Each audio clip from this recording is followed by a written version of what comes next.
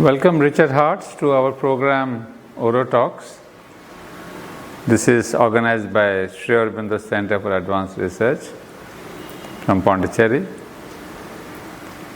We have envisaged this program to celebrate Sri Aurobindo's 150th birth anniversary. And we are very happy to let you know that this is the Ministry of Culture, Government of India, which is supporting us with the funds. So we have thought of inviting expert writers for a book that I want to bring out on Sri Aurobindo and the world thinkers.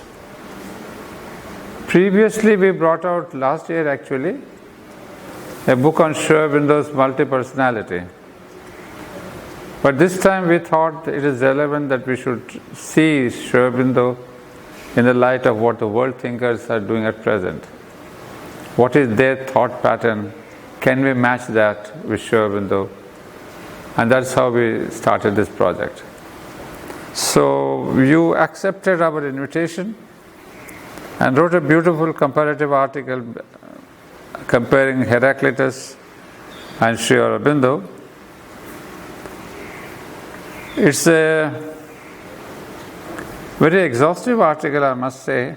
Exhaustive in the sense that you have given the most principal ideas from Heraclitus. And the beauty of your article is it is really based on what Sri Aurobindo's views are on Heraclitus. And of course you have brought in other thinkers. So, but you know, we are trying to have this program on YouTube and on the online more to spread this idea that you have written in this article to the common public, so that when they read this book and especially your article, it becomes clearer for them what we are speaking about. Because some of these concepts may not be known to the common people. So we thought of requesting you for a little chat, as I would say, a conversation for that article that you have written, and also to clarify some major ideas. So welcome to this program, Richard Hartz. And I'd like to ask you first a little, with the first question that you have yourself raised here, about Heraclitus being called as the obscure. Of course, you have given the reason why he was called obscure by Heidegger, but is he really obscure? In what sense was he called the obscure? Is it that we could not understand him, or why is he called obscure? Personally, I don't find Heraclitus obscure, but he has had a reputation for being an obscure thinker. It was a fixed epithet of Heraclitus in Greek, the Greek word that means obscure. Which Heidegger What's the Greek word? Hosketonos, I think I've given I have written that, of course we can't read that, but I understand. In any case, that was his reputation. Now, I think that the reason for Heraclitus being considered obscure is that he expresses himself, first of all, very concisely. Actually, that's a plus, in my opinion, and it makes him his ideas, in fact, all the clearer. I think the fact that they're expressed without any extraneous words. Sometimes a single aphorism of Heraclitus will consist of just 3 words, for example. They're very concise, but also that he often uses paradox to express his ideas. I think there's a reason for that, but I think logical thinkers from the time of Plato and particularly Aristotle, who founded logic in Western philosophy, were exasperated by Heraclitus's apparent contradictions. because sometimes he'll say opposite things in the same verse. For example, there's the verse, the sentence that runs, immortals are mortal, mortals are immortal. Yes. I mean, that's a flat contradiction. Aristotle must have thrown up his hands when he read that, because it goes against the whole principle of Western logic. But it's not just a barren contradiction, as Sri Aurobindo points out exactly what Heraclitus means by that. That as Sri Aurobindo observes, this is almost the fundamental idea of the ancient mystics, the immanence of the divine principle in humanity and the descent of the gods into the workings of mortality, so that the gods become mortal and human beings have this immortal presence in them. What the Veda called, the Rig Veda called Agni, Yomartyeshu Amrita, the immortal in mortals. So this is an example which was considered unintelligible by R.D. Ranade, who wrote the booklet which stimulated Sri Aurobindo to write on Heraclitus. Ranade himself was quite an important thinker of that period, one of the leading academic philosophers in India. He later became a guru himself and a kind of mystic, but at the time when he wrote his booklet on Heraclitus, which came into Sri Aurobindo's hands, he was emphasizing Heraclitus's rationality, and he couldn't make sense rationally of statements like this, which seem just flat contradictions. But I would say, if Ranade, being Indian, he would have surely known about the Vedas. And later on, he wrote a famous book on the Upanishads, which is... So he should have talked about that paradox, isn't it? Because as Sri Aurobindo explains, the whole idea of immortals and mortals is there in the Upanishads. Yeah. And anyone knowing Vedas and Upanishads would find Heraclitus, you would think so. Isn't it? Yeah. That itself is a paradoxical for me. But it has to do, it was the language of the time of when Heraclitus was an extreme case, but it was a transition from an age of mysticism to an age of reason in ancient Greece. The same thing happened in a different way in India, and that's one of the reasons that Sri Aurobindo found Heraclitus so interesting, because he represents the point when there's a certain divergence between Western thought as represented by the ancient Greeks and Indian thought, and yet the starting point was rather similar.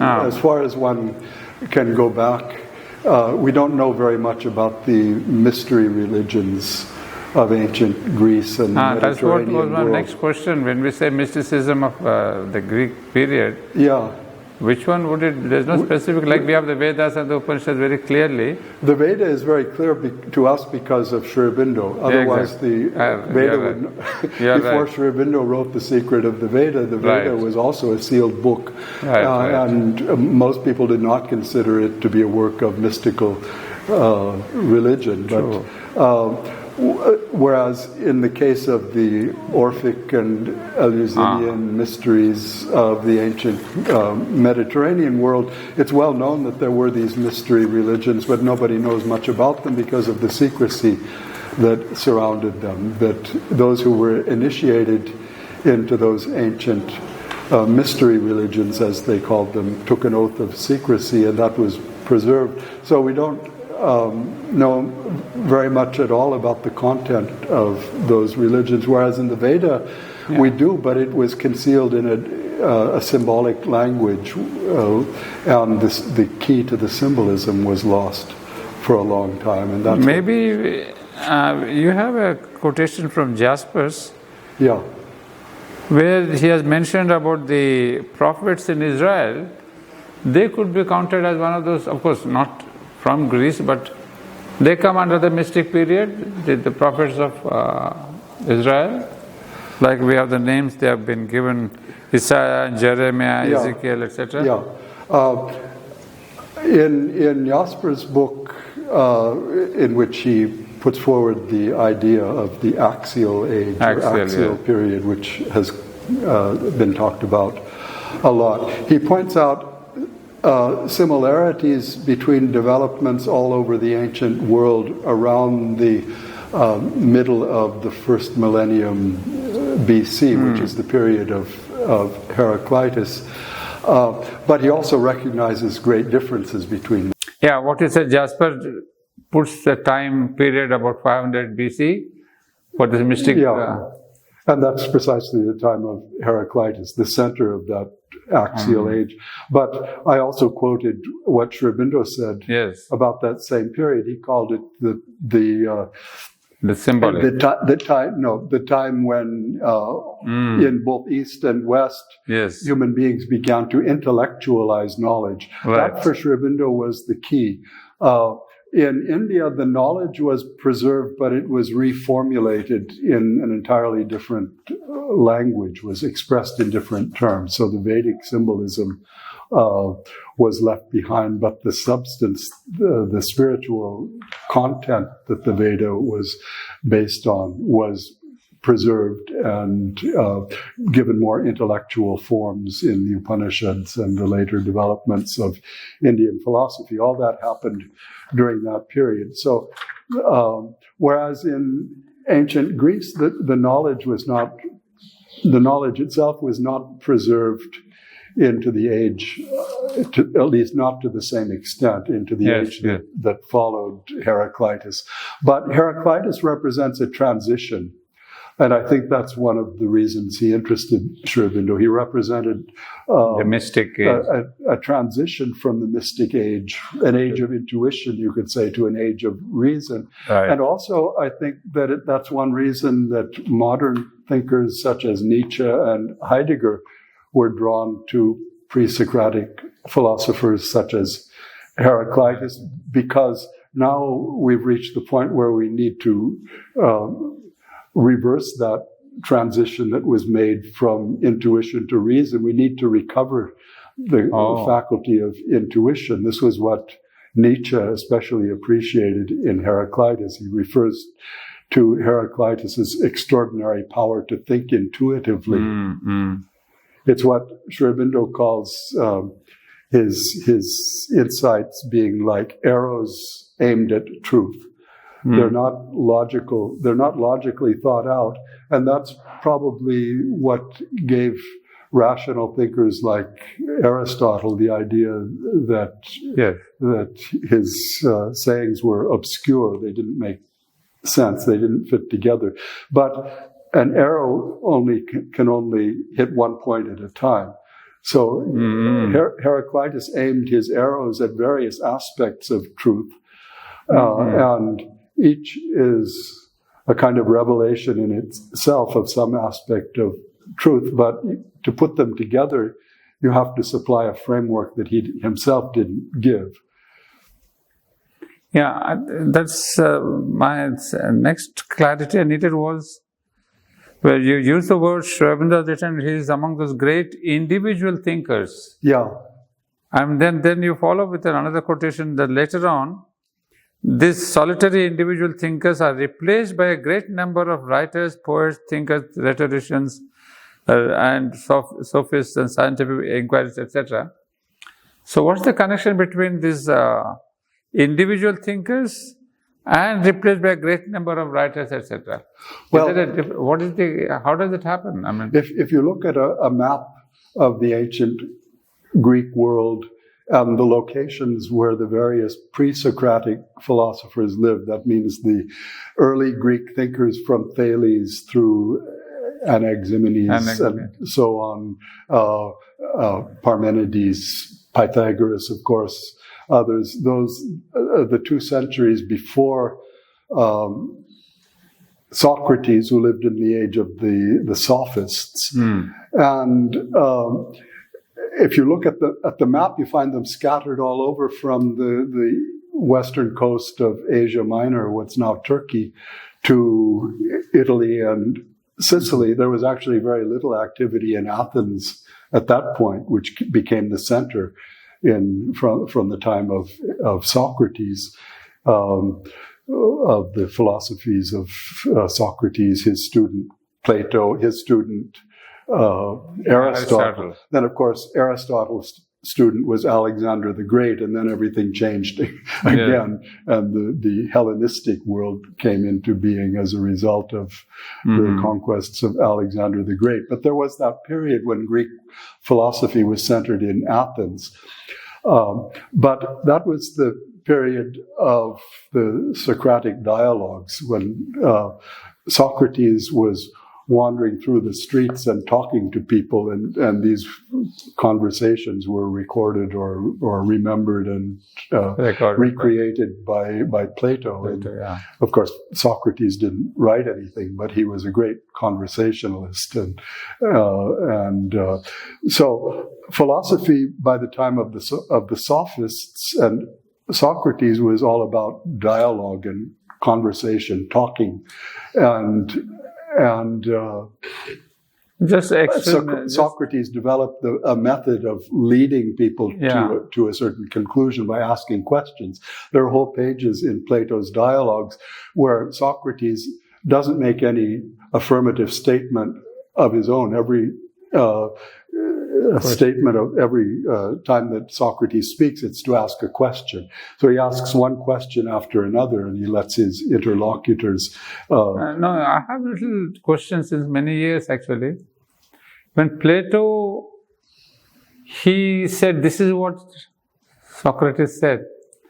Did he? Maybe there's a possibility that Plato himself added much of his or some of his own philosophy. Of course, we have no way of knowing how much of it is Socrates and how much is Plato. Was it Plato? There are other sources for the fact that Socrates existed, and basically we know Plato is not the only source. So we can't say that Plato invented Socrates, but nevertheless, how much of the dialogues are Plato's own invention is impossible to say.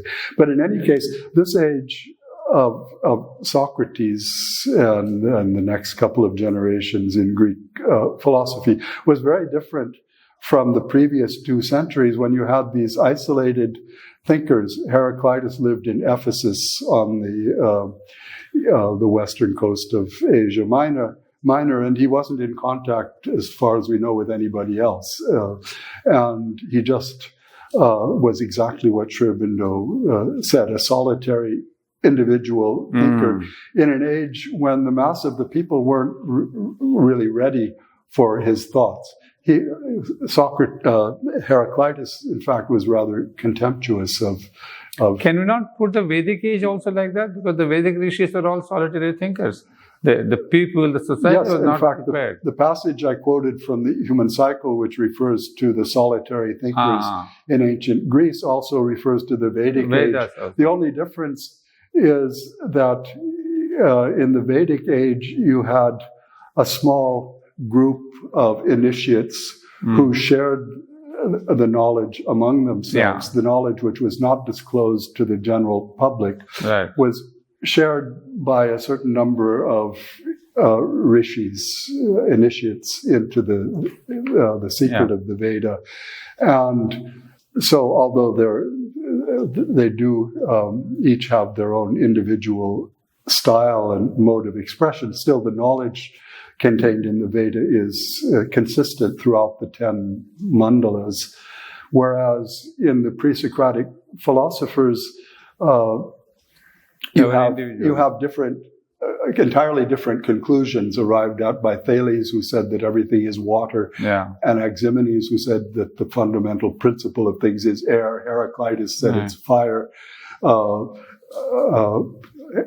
Parmenides was just the opposite of Heraclitus. Heraclitus is known for saying that everything is changing, and Parmenides tried to prove that change is impossible, that nothing changes, there's only one unchanging reality. And so they each developed their own system. And it was a very necessary and important phase in the development in this process of intellectualizing knowledge. It could only be done at that time by a few people. The mass of the people were not ready for that.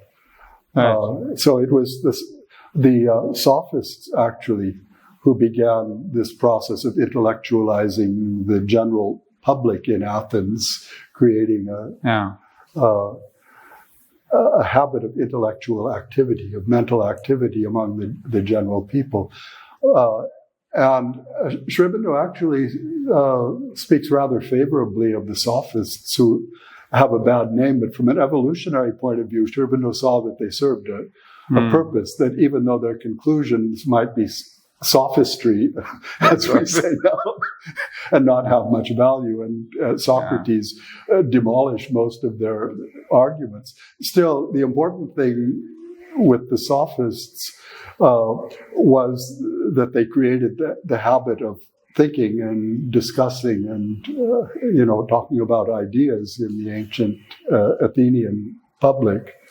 Well, if you remember, similar thought is given in the Life Divine towards book 2 somewhere, where he speaks about this intensive and extensive idea. Yes, exactly. So I find this very similar to it's very similar to that. That intensive thing comes from the individuals. He explains that the human evolution, human evolution takes place through the alternation or interaction of these two principles, that on the one hand, the main breakthroughs to a new level of consciousness have to come through an intensive effort which is confined in small centers and cannot be generalized until the mass has become ready for it. But the process of diffusion is equally necessary. And that's one of the reasons why human development has taken this, not so much a cyclical form, but a spiral form. Sri Aurobindo, although he called his book, when he revised the psychology of social development, as it was originally called in the Arya, when he renamed it the human cycle, he took the image of the cycle because there's a decline, a loss of the significance of the symbols of the symbolic age progressively until in the conventional age they become just an empty shell of the original knowledge. But still, that decline is what he calls elsewhere an enriching descent. Yes. The intellectual faculty is developed during this period when the highest spiritual knowledge may be lost. When Sri Aurobindo wrote The Life Divine and wanted to explain the supermind, he had to go back to the Veda for a precedent for descriptions of his own realization of the supermind, because it had been lost, at least after the early Upanishads. But much was gained also through that whole subsequent age of. In fact, in these foundations of Indian culture, or some other book, we have a similar idea where it says, there has been a kind of a devolution, in the sense it starts from a little point like what we say, Gangotri, and then there's the Ganges comes down. Yeah. But it enriches. It comes down, but it becomes actually, that's wider. where that phrase occurs, enriching descent comes from. Enriches the thing, as it says, it really gives its waters to thousands of kilometers. Yeah. Different cultures. And that's absolutely necessary if the next spiritual age is to have a more solid foundation than the last one. Sri Aurobindo didn't look back to the Vedic age as a golden age for human society as a whole. In fact, he locates the Vedic age rather surprisingly at first in the infra-rational age of the cycle, because that was the age of general development. The general development was still at that infra-rational stage. How do you call that golden age? I mean, there's only one little part of society which was really having a hi-fi. But of course that was the most valuable part, and it's the part that we remember. So we think of the Vedic age, and Sri Aurobindo has been misunderstood as looking back to the Vedic age as an age of some original perfection. Certainly that was very far from Radhakrishnan, even misunderstood True. Sri Aurobindo in that way in the introduction to his volumes on Indian philosophy. Well, Richard, I have one more clarity I'm seeking. Both Sri Aurobindo and Jasper, you have given the quotation of the axial period and the symbolic period.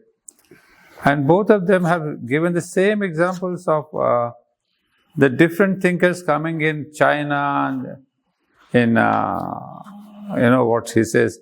In Persia, there was Zoroaster during the same period. In Greece, those are the main. And Confucius, Lao Tse in China, Upanishads and Buddha here, Palestine prophets. Yeah. Jasper has got the same idea that Sri Aurobindo later on mentions about Buddha there, Confucius, and one more Buddha here. So in 3 different continents, China, India, and the West, not the Socrates, but the mystics there. How is it that in 3 vast continents, the same consciousness of intellectualizing knowledge comes in? If that has been done, can it repeat itself, or has it repeated itself in any other age, in any other way? So that was the intellectualizing, okay? Yeah, that was the period 500 to 800 BC, whatever. Yeah. But does the evolutionary pattern take the same rhythm? If the consciousness descends, and whoever is open in any country, they catch that consciousness. That was intellectualization of knowledge. And today, or these present times, has it repeated this kind of a descent of a new consciousness caught by different people in the different parts of the world?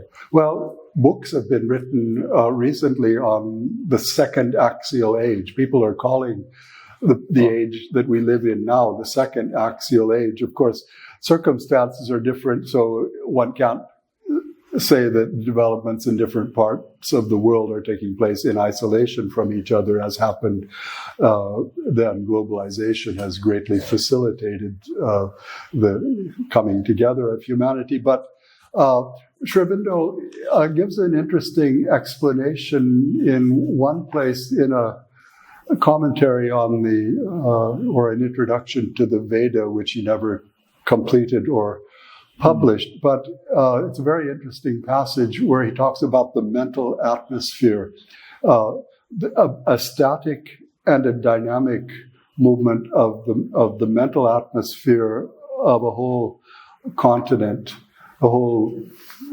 section of humanity. That there's a static aspect of the mental atmosphere within a particular, say, continent like India, subcontinent, whatever, a whole civilization, which gives a kind of continuity to the developments of that civilization. But there's also a dynamic action. He compares it to a sea and waves.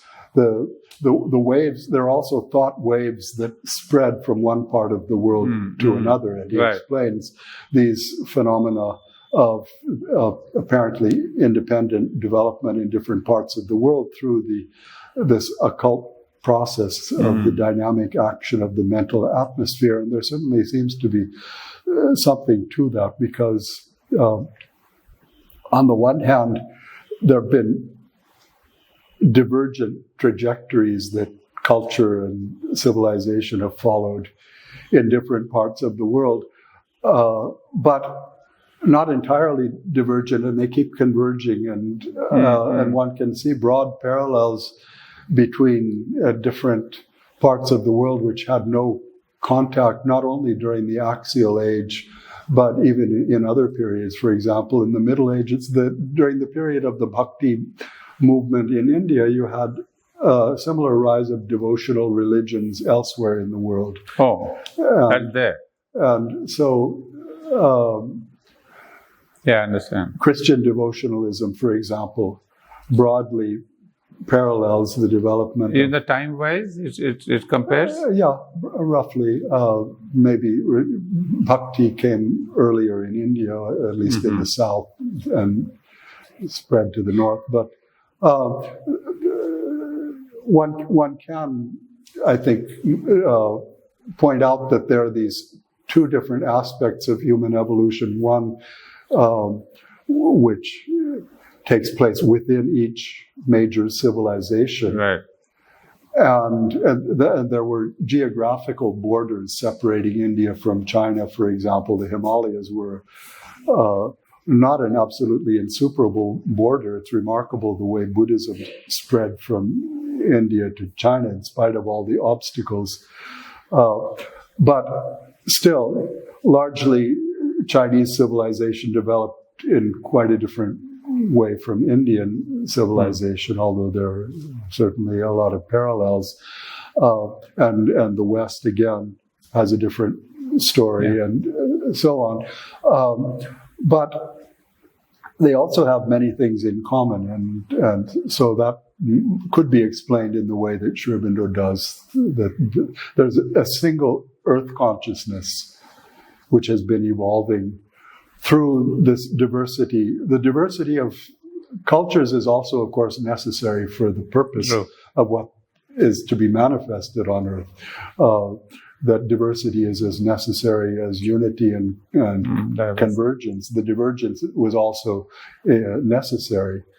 So that divergence in ancient Greece and India really began at the time of Heraclitus. Heraclitus, although he has an affinity with the earlier age of the mystics, gives it a rational turn, a rationalistic turn, at least that's the way he's remembered.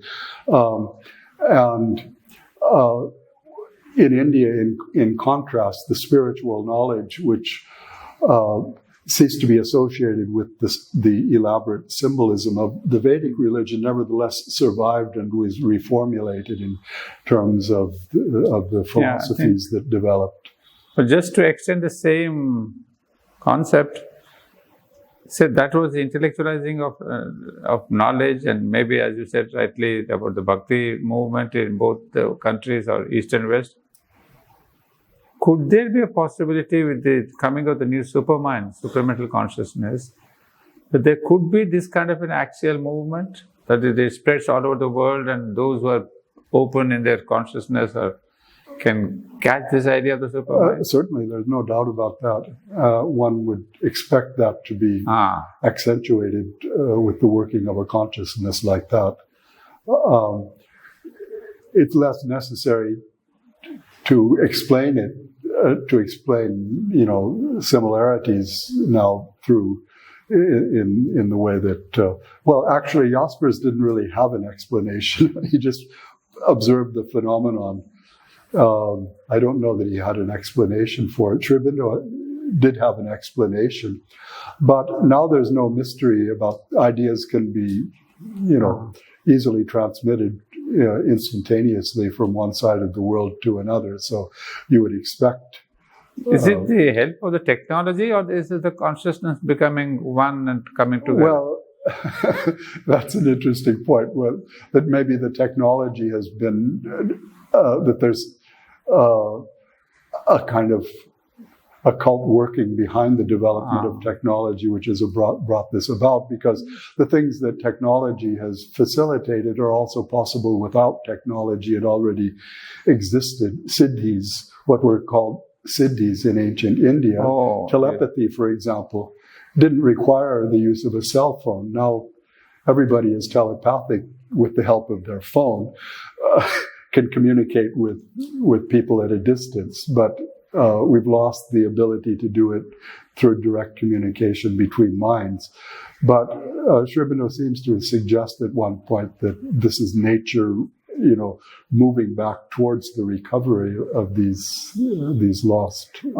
Through some medium like the AI or something like that. I can see. So technology has accustomed us to these possibilities. One sees sometimes in, fictional representations in films and so on of this idea.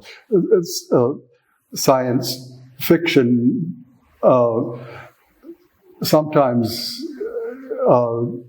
goes beyond any kind of possible scientific explanation to speculate about possibilities of developing faculties which we don't have, but which supposedly were developed in less mentalized cultures. Even today, sometimes the Aborigines of Australia, for example, are supposed to have abilities which we don't have because we're too rational. So there is a beautiful movement, if you see on the whole, the nature, the way it's following, bringing in technology and then the consciousness. Yeah. And as you said rightly, beautifully, there's an occult science or occult force behind this technology itself. So all these things can merge, and maybe that's the way Superman is working through, bringing out all these ancient possibilities and the modern things also. Yeah, no doubt. I would say the same thing. Well, Richard, you have quoted here, or you have brought in, from Heraclitus' main fragment. It seems there are only 100 fragments of Heraclitus. 100 some. There are different editions, and some are included in some editions and not in others. But it's very limited. His complete works, which have been stimulating and baffling people in the West for 2,500 years, can be printed on 4 or 5 pages. It's not much at all. It's just fragments. And yet there's so much packed into these very short sentences. Well, out of these fragments, the most often quoted are a few of them which you have quoted here in your own article. The question of the fire, the ever-living fire, the one that is all, and the most famous one, we cannot step into the same water, same river. The road up and down is the same. War is the father of all things. The kingdom of the child. These have been the main aphorisms which you have covered. And of course, you have drawn a very good explanation of these from Sri Aurobindo. And in one of the quotations you have said, even Heraclitus even identifies fire with God. Well, whatever, we have taken help from Sri Aurobindo. But my question is, that are we over-reading Heraclitus? Because as we said just now, there have been very minimal writing from Heraclitus, hardly 100 segments, 100 plus and minus. So, what you have said that Sri Aurobindo says about Nietzsche, that he's putting his own philosophy into Heraclitus. But don't you think that Sri Aurobindo also is doing the same thing, putting his own philosophy or the Vedic philosophy, Vedic thought, and reading Heraclitus in the light of his own experience? It seems, I may be wrong, but all that Sri Aurobindo has written about the fire in the light of the Vedas, and about that river, and about that one that is all, that is a Brahman concept. So how do you explain this? The Sri Aurobindo is not reading his own philosophy into Heraclitus. That's my main question. Well, there's one difference, I think, between Nietzsche's reading his own philosophy into Heraclitus and Sri Aurobindo's approach to Heraclitus, which is that Nietzsche emphasizes those sayings of Heraclitus that support his view that there's only becoming in the world and no being. Sri Aurobindo balances different statements of Heraclitus. He acknowledges that the importance of the idea of becoming and change and the flux of the river, which we can't step into twice, and that this seems to resemble the thought of Nietzsche and Buddhism, that everything is change. But Sri Aurobindo is trying to find an interpretation of Heraclitus that holds together that reconciles apparently contradictory statements, because there are other statements that seem to point to a different conclusion. Heraclitus was the Greek thinker who introduced the word logos into the philosophical vocabulary. Logos meaning originally word, but since we use words in order to think, logos in Greek came to mean reason, and it was a universal reason, because what Heraclitus says about the logos clearly doesn't apply to the reasoning faculty of individual human beings. It's something larger than that. And so if there's this logos, then there's something that is holding everything together, and it's not just a random flux of forces and becoming. There's some kind of stable being, and he does talk about the fire as a unifying principle. He says that it accepts and does not accept to be called by the name of Zeus. Well, Zeus is the name, of course, of the supreme god in ancient Greek religion. So Sri Aurobindo compares that to the Vedic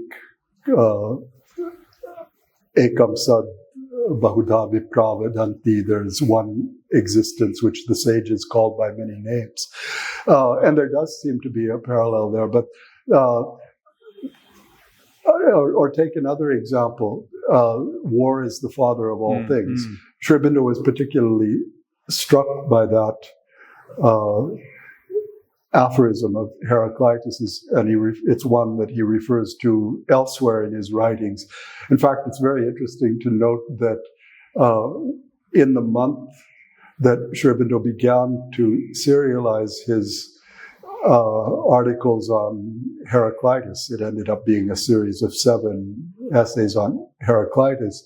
It was December 1916 in the Arya. In the same month, he reached the 5th chapter of essays on the Gita, which was Kurukshetra, which develops.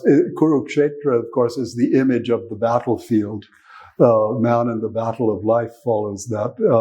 And he quotes Heraclitus in essays on the Gita in the same issue of the Arya in which he began to write his series on Heraclitus.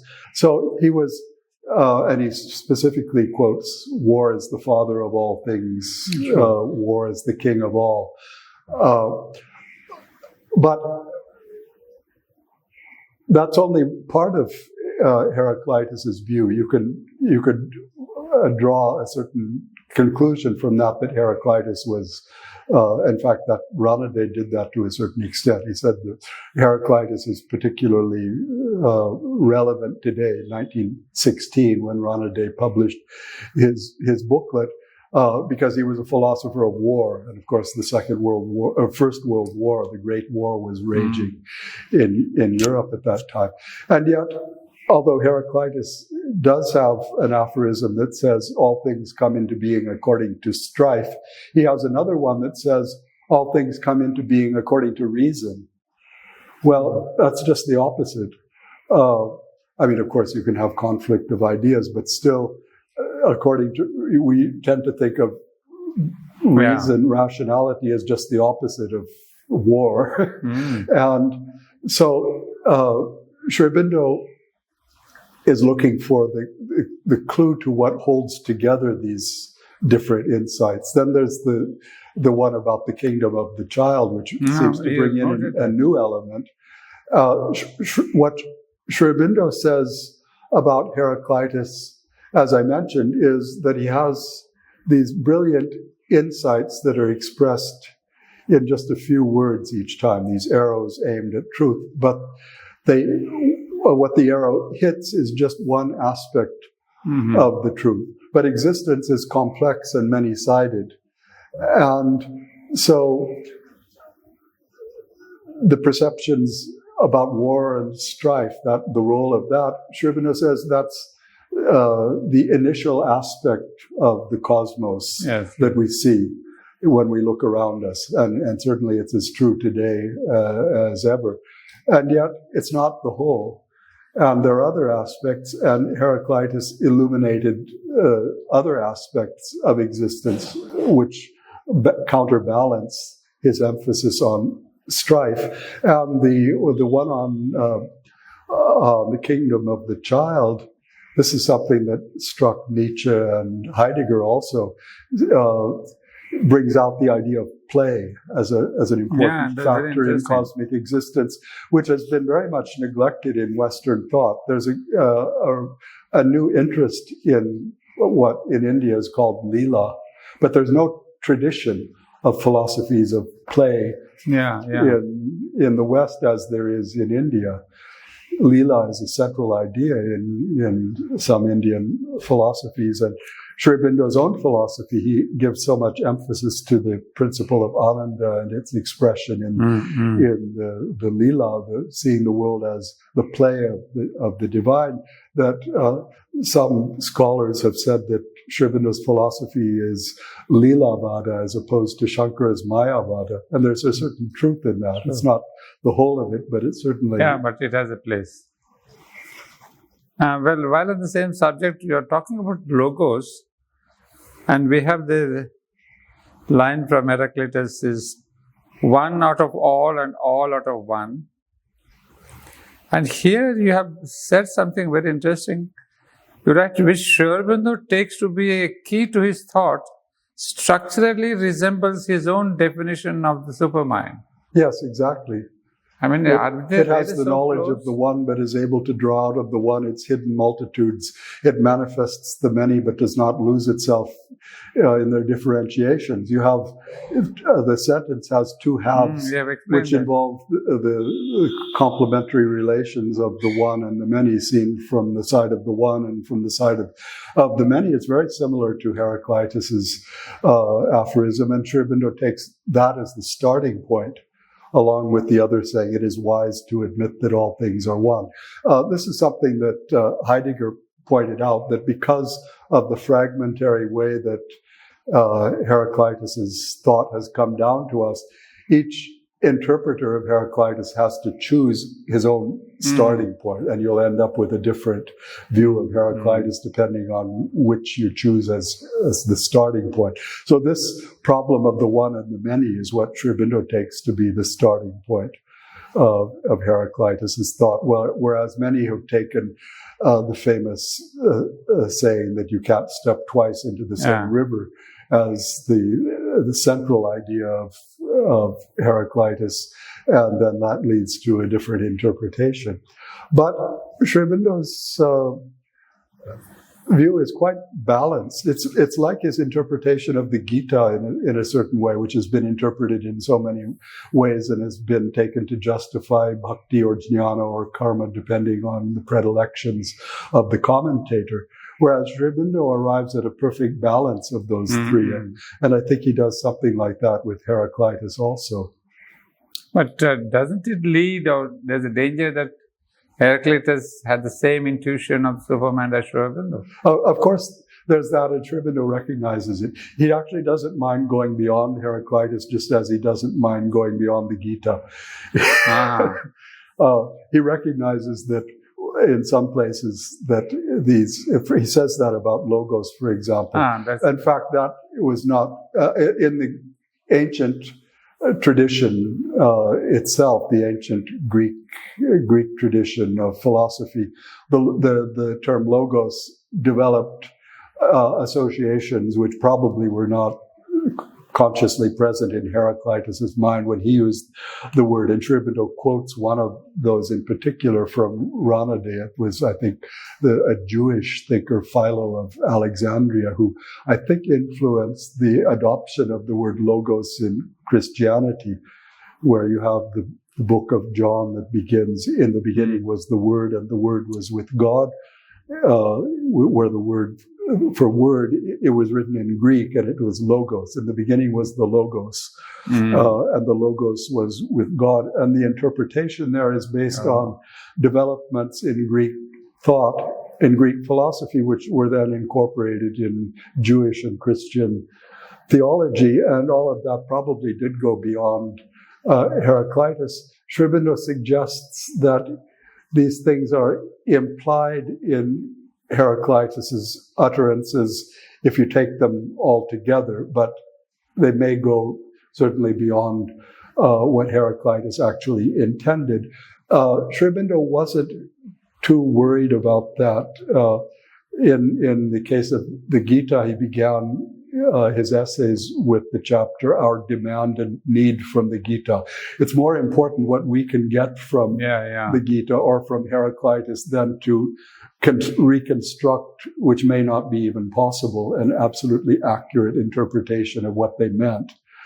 Nevertheless, I think Sri Aurobindo probably comes closer to an accurate interpretation of the Gita than most commentators, and I would say the same thing about Heraclitus. I presented these ideas a couple of times to scholars,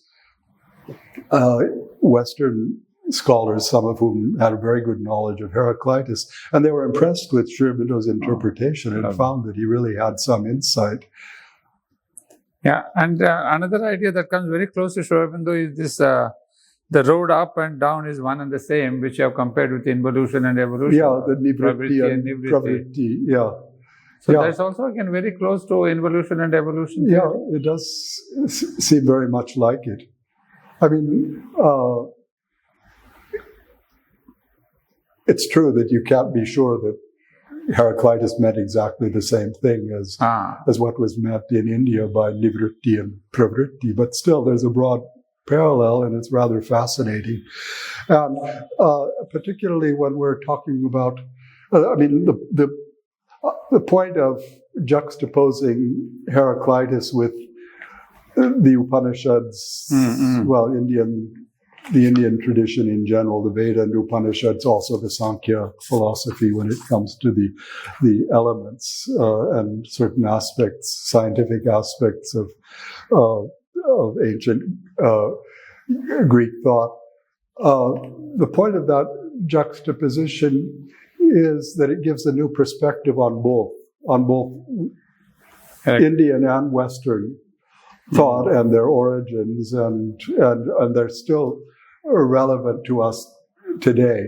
And if we take away from reading Sri Aurobindo's Heraclitus ideas that Heraclitus might not have thought of, well, there's no great harm in that.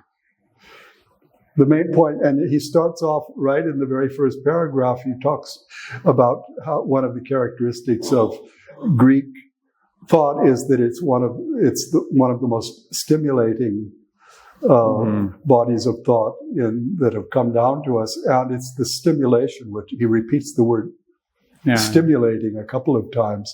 What he found important in Heraclitus is that it stimulates us to think about things in a new way. And I think that's what Heraclitus has been doing for the last 2,500 years, even when people couldn't make sense of some of the things he said or disagreed or whatever. Still, he put things in a very striking way, which has stimulated thought, and that is one of the main values, I think, of Sri Aurobindo's take on Heraclitus, which is a new approach. Yeah, I can. So some of his ideas, what you have explained here, they definitely point us towards Heraclitus's intuitive level being maybe a bit rash to say over mental or something. He has been, as Nietzsche said, Sri Aurobindo said, that he is an intuitive mind. Yeah. So what would be the level of that intuition according to in our parlance, in our language? Well, one can't, I wouldn't venture, I don't think even Sri Aurobindo would have located exactly the plane that his insights came from, but the nature of intuition is that it brings knowledge from a still higher plane down into the mind. It's an intermediary. Also, the term intuition is used in different ways in different periods of Sri Aurobindo's writings even. It is during the period of the Arya, he hadn't even coined the terminology for what he later called the planes between mind and supermind, of which intuition is just below the overmind as a plane, but mostly when we use the word intuition, we're not thinking about what Sri Aurobindo called the plane of intuition. The plane that Ramakrishna lived on, for example, and which V.Ananda gave Sri Aurobindo a key to when he came to him in jail. That leaving that aside, they certainly are insights that they seem to come from beyond the mind. That's the nature of of course, there's a lower intuition and there's a higher intuition, but Heraclitus seemed to have something, some opening to some kind of higher intuition, and he was able to express it partly because of his paradoxical language, that he didn't have to make his statements logically consistent with each other. Well, perhaps the last question, which is also the last point in your essay, in your article, you quoted Sri Aurobindo's poem Mahakal. Yes. And of course, you have done the beautiful translation. And you ended up with the last line, "You sit and play, O child, O Lord of time." Yeah. The play of the child, what you're saying. Exactly. The kingdom of the child. Does it have any reference remotely even with that flame child born? The flame child in Savitri, built as the golden tower, the flame child born. The flame child would seem to be Agni, the Vedic Agni, who is described as a child on the lap of the two mothers of night and dawn. I don't know. I mean, that's an example of the flame as a child. I don't know what else the reference. Yeah, I mean, that's what could be. And of course, Sri Aurobindo was suggesting that Heraclitus's use of the image of fire probably had some kind of antecedent in some form of some mystical interpretation of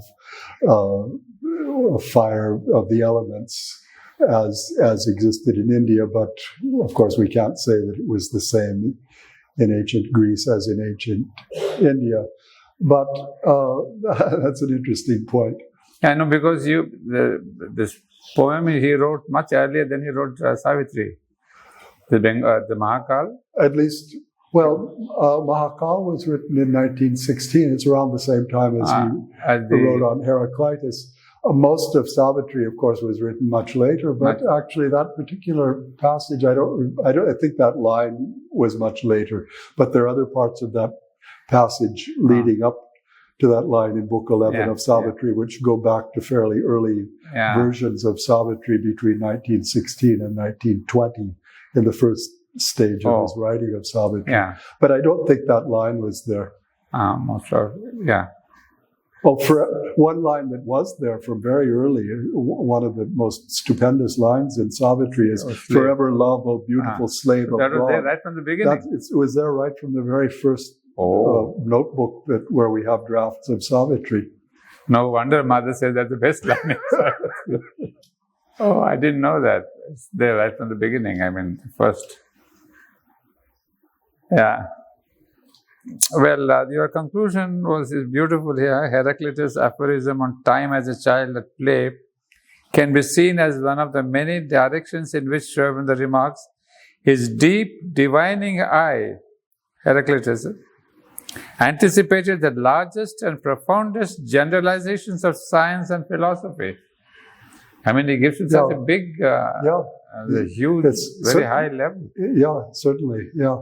And if one reads the whole series of Sri Aurobindo's essays on Heraclitus, you see what he's referring to in some detail, a number of these generalizations of philosophy and science that he refers to in his essays on Heraclitus. He points out quite it's a great tribute.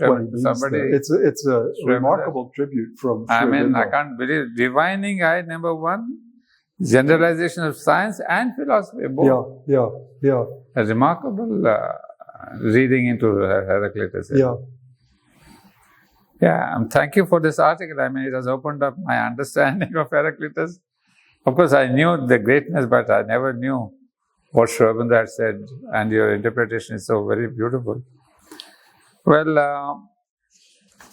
I hope our readers will really appreciate this essay, because we have Sri Aurobindo's views as well as others.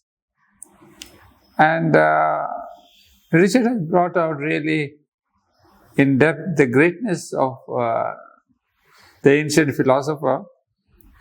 And a couple of things that he has brought out very beautifully is the time period, the way this intellectualizing of knowledge came across the world, and then that rhythm of individual thinkers getting into the collectivity, that intensive and extensive, which as Sri Aurobindo again tells us in the Life Divine and other places, that there is a rhythm of nature. This is always not only with philosophy and thought and poetry, but even in politics, even as a king, he speaks about that with regard to other kings also. So this seems to be the pattern from the individual to the collective, from the same question of consciousness, discovering new thing, and then the collectivity following. This is in fact the greatest principle behind avatarhood. The avatar brings in as an individual a new consciousness, and then the whole world takes its own time to go on follow the steps of the avatar, or to absorb the consciousness. So I'm finding this very remarkable, because this is what I believed when I was reading Life Divine. It has struck me very much. And I see another beautiful example in Heraclitus also, like many other individual thinkers. So that's one more thing that really struck me, apart from all the beautiful examples that Richard has quoted from Heraclitus. And what's amazing is that just in about 100 plus fragments from Heraclitus, we have so much of knowledge. In the sense, had he written more, which we do not know, has he written or not, we are not very sure. Maybe we would have got more explanations, more clarification. But as Richard rightly mentioned about Vedas, had it not been again for Sri Aurobindo, even if Heraclitus had written another 2 volumes, it would have been something vague, or as he calls it, the obscure. But it's only a person like Sri Aurobindo with his own level of intuition and consciousness who can identify, not just read into this text, the paradoxical text or whatever we call the war, etc., etc. It's not the text. Text has been interpreted by many.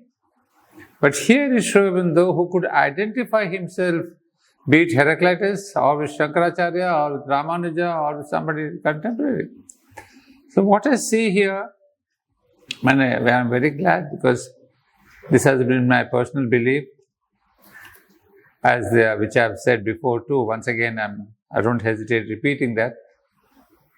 But what the mother had said about Sri Aurobindo's, in the next 50 years, she wrote in 1972, that Sri Aurobindo's consciousness of thought, not conscious thought, would be absorbed by the people around the world. Those are open.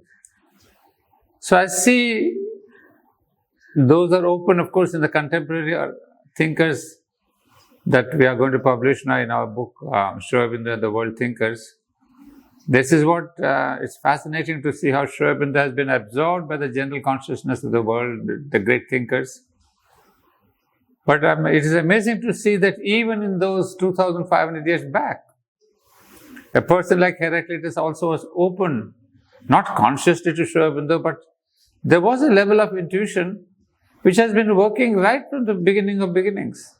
So be it Socrates or Plato or Heraclitus or whatever, whoever, including our Vedas and Upanishads, there is somewhere this question of a consciousness, as Richard very beautifully explained about the logos, a consciousness that is guiding this civilization, this evolution of humanity, wherever it may be, in whichever country.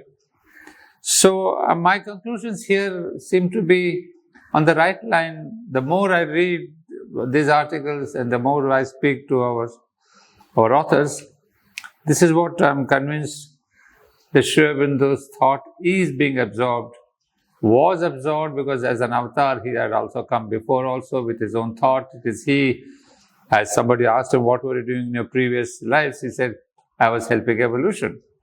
So this is where I see those lines of Sri Aurobindo, those remarks, those comments by Sri Aurobindo are coming to be true and proven. So this article by Richard is one of the great proofs that when Sri Aurobindo says, I've been helping evolution. So I think we will see other authors also now, which are again as interesting, but Heraclitus in our list is the ancient-most personality with whom Richard, with his vast knowledge and a wonderful reading into Sri Aurobindo's. Originally, he read, as we know, he started reading Sri Aurobindo with the Life Divine and Savitri. I think the best book that he could lay his hands on. And even till today, he is one of those avant-garde in Sri Aurobindo's Savitri, in which he has done a lot of research.